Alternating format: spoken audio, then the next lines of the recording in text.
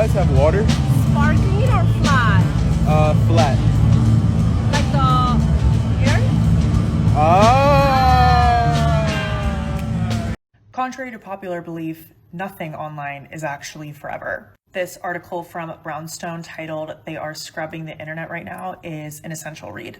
Anyways, this article is all about the increasing normalization of censorship online. Social media platforms are increasingly becoming aggressive with their content restrictions, and algorithms are also starting to impact the visibility and searchability of certain content online.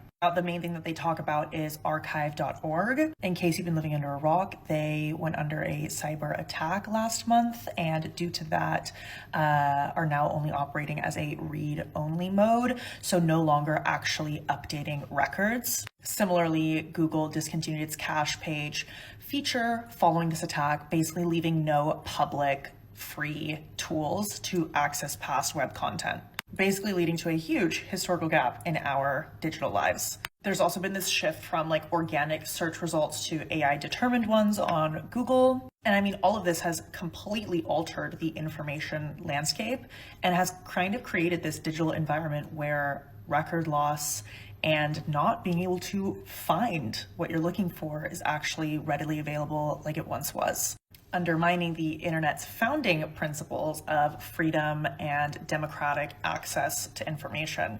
I grew up in this generation where I was told that everything I post online is online forever, and now suddenly it's feeling not so true. And I think we forget how much value that this digital history holds to us and how important it is to be able to actually navigate the internet.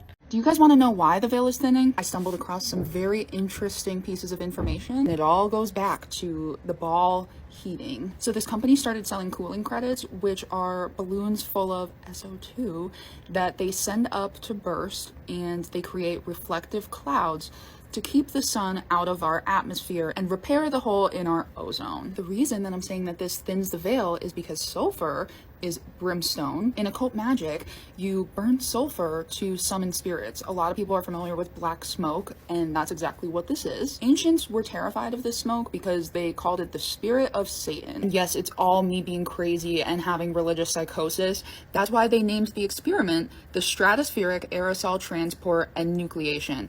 I'm sure it's all coincidental and it's me that's crazy. I'm just so happy that they're helping us with this and keeping us safe from the hole in the ozone layer. It's amazing that they would take their own time and money and do something like this. And yes, this is still going on. These are just like the original dates. This is for entertainment purposes only, and I'm a nutcase. Polaris does not move. Well, it moves a little bit, actually. But it stays in the same place. It makes a very small oscillation in the same exact place. It moves about 15 degrees per hour, along with all the other stars. And 15 times 24 is 360 degrees. So, in a 24-hour cycle, the stars make roughly a 360-degree rotation. But it's not exact, because if it was exact, we would always be in the same astrological age. It's very slightly offset so that we can transition to different astrological ages. And that's why we're now in the age of Aquarius. Because the sun at high noon in relation to the stars behind it, you will now see the Aquarius constellation behind the sun. Of course, you can't really see the stars during the day, so you have to have some pretty good celestial navigation to understand what astrological age you are actually in. But let's forget about that topic and let's focus on Polaris again. Does that really look like what the textbooks show us and tell us that Polaris is? That doesn't look anything like what we're told. This was for entertainment purposes only. How come it doesn't equalize? Last question. How come it doesn't equalize gravity? I said because gravity, I won the debate. The pressure of the gas pushing in all directions. The fluids push out in all directions, Einstein. The definition of gas pressure is the amount of force exerted by the particles on the walls of its container. That's absolutely not true. Are you kidding?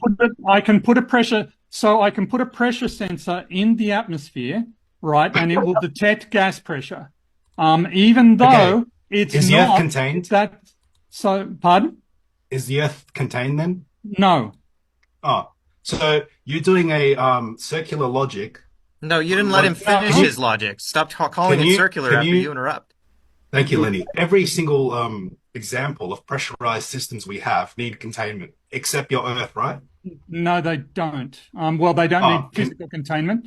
They don't. Which is one that doesn't need physical containment without doing a bigger question plasma policy? generation inside a tokamak nuclear reactor is not obtained by a physical container. It's obtained by applying a force, which is electromagnetic force, to the plasma. So that's not a substance. That's not Can a you show substance. Can you show the evidence for that? Are you guys denying how about you look nuclear up fusion works now? tokamak? So I've got to look up your evidence. The tokamak isn't a container. It's contained. Well, it has walls. Yeah, I thought so. There you go. It does have walls, but that's not what's containing the gas inside. The gas is being contained. Electromagnet. So You guys, do you understand what a tokamak reactor is? A container. Yeah, Thanks for it's playing. contained. And the physical container is there basically to preserve vacuum around the plasma. That's what the container is for. It's not for holding in the plasma. It's for holding out the atmosphere. So you need a container to have a vacuum. That's not what he was saying. No, that's not what I said either. Oh, what's containing the vacuum? What's containing what vacuum? Didn't you just say there's a vacuum in there? The vacuum is holding out the atmosphere of the Earth. But statement about a vacuum cannot be generalized to a statement about all vacuums. How do you recreate a vacuum without a container? But there exist vacuums that aren't contained. We can't control things on that scale. For instance, in Earth's atmosphere, there is about one gas particle every about 98% of the atmosphere is empty. It doesn't have gas particles in it. All right, we're gonna how come it doesn't equalize? Oh, trust me, Captain T. I know the difference between facts, which is what I look for, and delusions, which is what you're believing, the globe. You're over here in man's knowledge, and I'm way over here in a different spectrum, chasing God's wisdom. If you didn't know, all good inventions come from copying God, like airplanes. They copy birds. Magnifying glass, they copy the water, how water magnifies images. Anything that is perfect, works perfect, is because they copied God. Now, you're not going to believe this because it doesn't say this in a science book. But you go ahead, keep believing in your proven facts of a globe. I wish you could see the truth, but man, Satan is good. Satan is very good. Just because you configure calculations using a spherical coordinate system or interpret the angles within a spherical grid doesn't mean you're actually standing on a sphere. That's simply a mathematical overlay applied to the data to fit a model. It's not empirical proof of a curved surface or of the model itself. To invoke the sextant is to invoke the flat Earth. The sextant's function is based on a direct angle measurement from a flat baseline, not on spherical assumptions. Using a spherical coordinate system to interpret the results afterward doesn't change the instrument's reliance on a flat horizon to obtain accurate angles. It's a post-calculation overlay, not a demonstration of actual curvature. Mapping the results to a sphere after the fact doesn't validate a spherical Earth. It's merely a choice of framework to interpret the data, not empirical evidence. If you use a sextant, you are demonstrating flat Earth. The sextant doesn't measure the distance to anything. I know it really juices your lemons to believe that the sun is 93 million miles away and some giant flaming ball in space, and that the Earth is actually rotating around this giant flaming ball. I know it's a really amazing fantasy to think about, and mentally it really juices my lemons. But you know what juices my lemons even more? watching videos of our local sun moving in between clouds, seeing this beautiful luminary in the heavens above, clearly right there in front of us because you can see atmosphere behind the sun. And what about the stars? The same exact stars that we've seen for millennia, since the beginning of history, before the Egyptians. And the Egyptians even said that they got their information from someone previous to them. So really think about that. How do we have the same stars? And it started raining in Hawaii again because it never stops raining in Hawaii. But even though the Earth is a globe, the sun is in front of clouds all the time.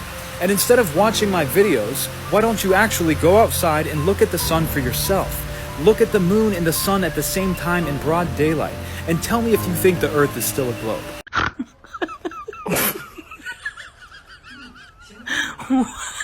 Take a good look at this dude right here.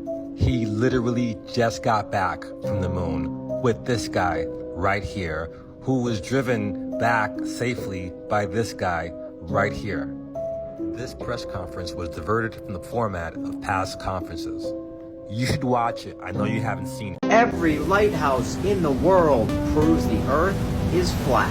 For example, the Igiro Lighthouse in Norway is 153 feet above high water and visible from 21.6 statute miles, where its top should be 158 feet below the horizon, but it isn't.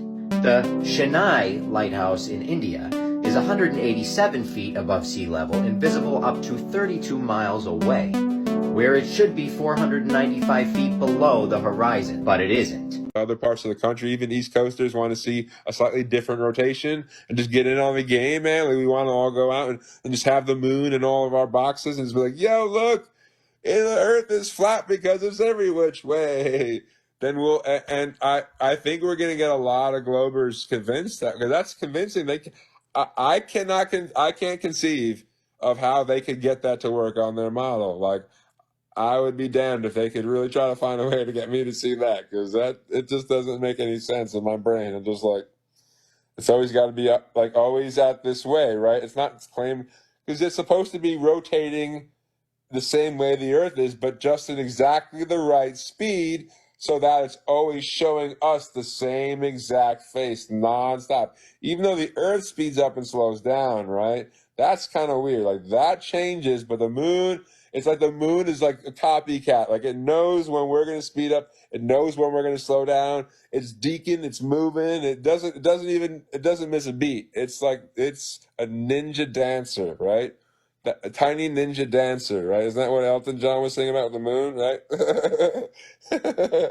But that would be awesome. Hey, Caleb, I see you down there in the chat. But we got a plan here. We're going to show the different orientations of the moon, because it goes around like a wheel around the Earth, right? That's good. That's better than the final experiment, and we don't even need to leave home to do it. These guys are blowing millions of dollars to go like put on a bunch of theatrics, a live stream down in Antarctica. Well, all we need to do is just call up our buddies over across the pond and go, hey, yo, turn on your live. Show me your moon, baby. Moon me, baby.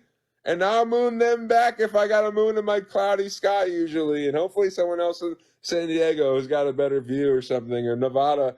All right.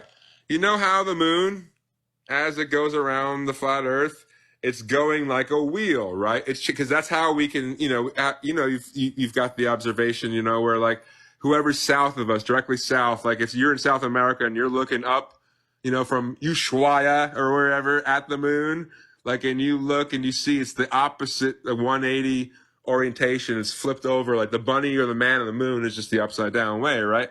Well, then, on our flat Earth, the moon's going around, it's going like a wheel, right? And so it should say we call up our buddies in the UK, right? We got a whole slew of those cool guys. We'll be like, yo, show me your moon. And they'll show us our moon, and it will be at this kind of orientation. And then us over here in the Western United States will have a moon more kind of like that, right? So we'll show a different angle of the moon. And so we could have all sorts of folks, East Coasters, West Coasters. I know a guy in Finland too. We've got people who, if they want, It would be pretty legit. Oh yeah, come on up, Caleb. How's that sound? You like the idea? Dude, Isn't this yo, brilliant? wow. Dude, you are actually on to something. How did you think of this? Well, because actually kind of started because I've actually seen one of the Dubé videos where I think we'd figure out really fast if it would prove it or not based on who could see the moon relative to longitude and latitude. Because some of us are not going to be able to see it, some of us are. right. So it'd just be the matter of sheer distance between the points of all the people that can see it if it would actually tell us enough data. Sure, that would probably be the issue, yeah. But that's certainly something we can figure out pretty quick, you know. Oh yeah, well, you'd figure it out quick. Yeah, that'd be interesting. Well, I wanted to pick your brain a little bit, but I got to hop off and go to bed. Yeah, I'm glad you came up.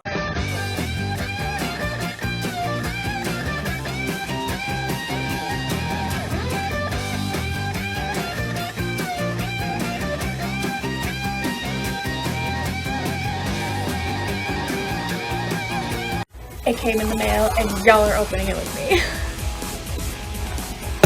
Ooh. Smell it. Woo!